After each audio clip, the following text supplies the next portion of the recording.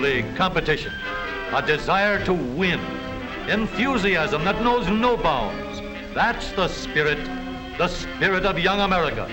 From coast to coast, in everything from sandlots to stadiums, you'll find red-blooded American boys full of that old grit and determination that makes winners and champions.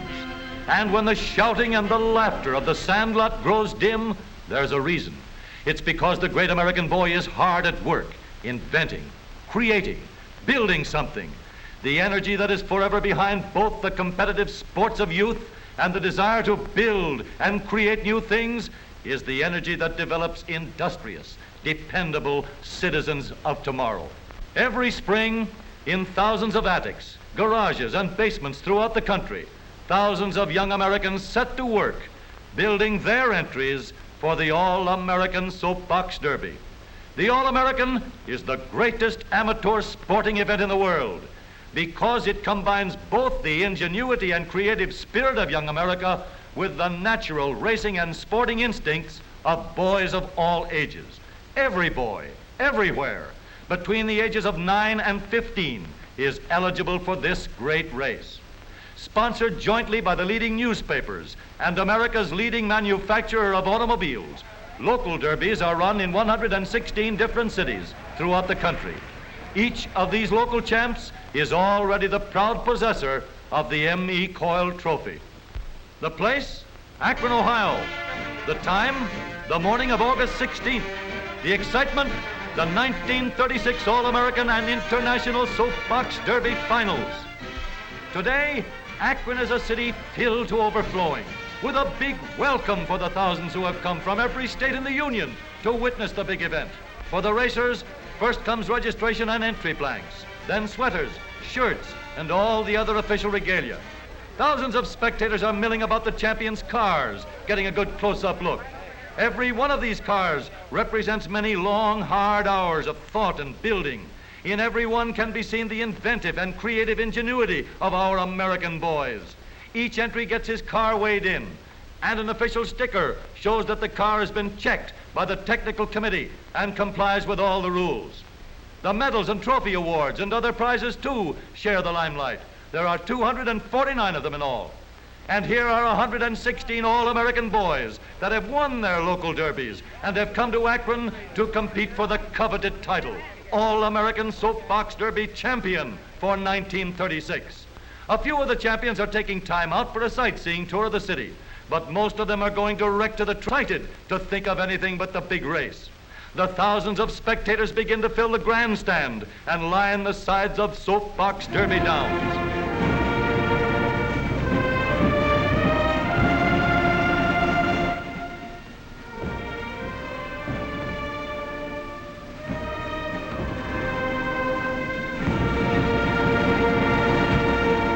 No racetrack in the world is more colorful than this, and yet it's just for boys, all-American boys.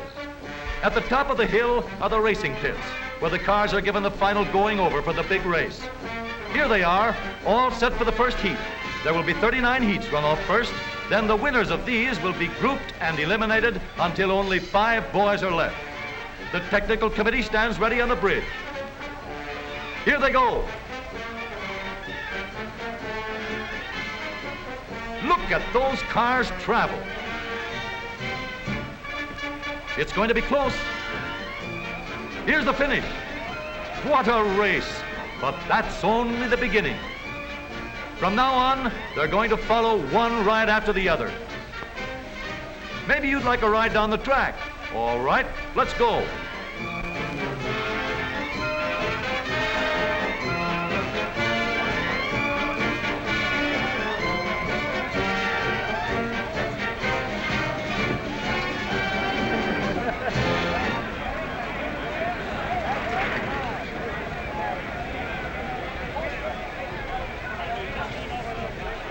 Hey, looks like we got off that one just in time. Guess we'd better stick to the sidelines.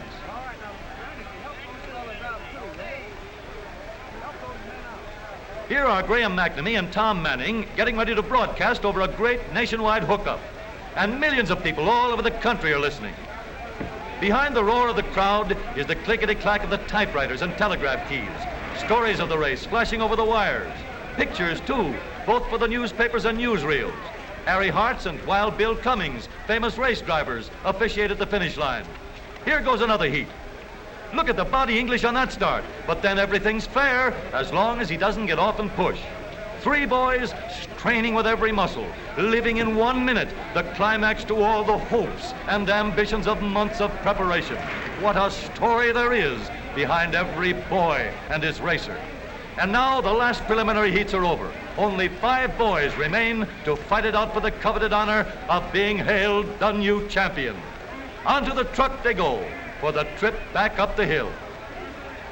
Away go the first 3.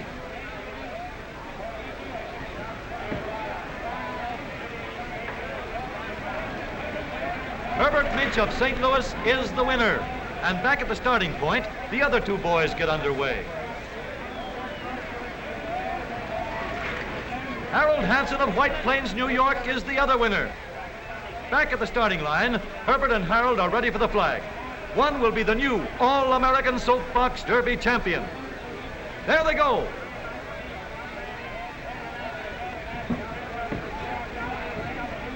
A new national champion, Herbert Minch of St. Louis, crosses the line, the winner.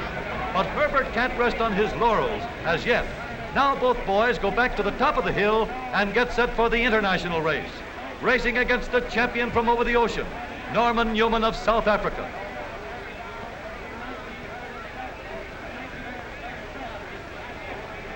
They're off.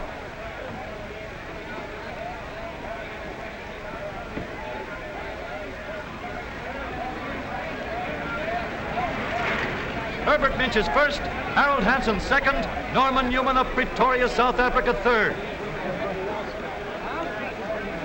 Mr. M.E. Coyle presents the first place trophy to the international champion while the other boys look on.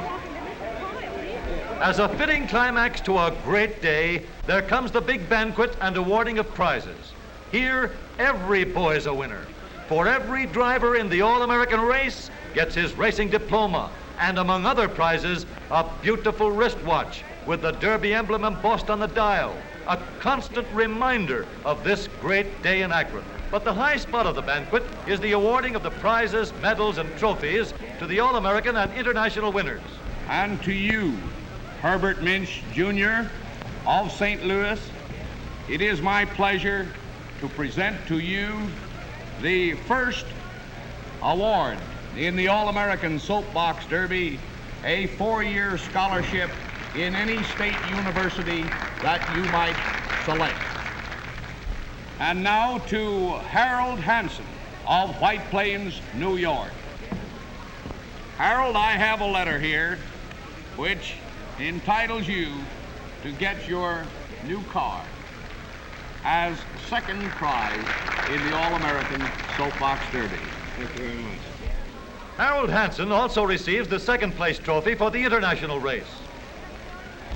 And to you, Robert Richards of Lima, Ohio, as a third award in the All-American Soapbox Derby, I hand you here a letter in which it entitles you to take, or to receive, rather, a standard coach of any color or description. John Tabor of Pittsburgh, Pennsylvania, is awarded the Charles F. Kettering Trophy for the best design car. Norman Newman from Pretoria, South Africa, who traveled over 8,000 miles for just this one race, receives the third place trophy for the international event. But even now, the other boys are working out plans for that 1937 entry. Perhaps a complete change in design, maybe more complete streamlining, or any of many other things a boy's mind can develop. It's a problem, all right, but all American boys, these boys of ours, are just the boys to solve it. The American boy will be hard at work from now until the starting gun is fired in 37. And he'll be in there fighting for all he's worth, fighting with that same old spirit that is building the Americans of tomorrow.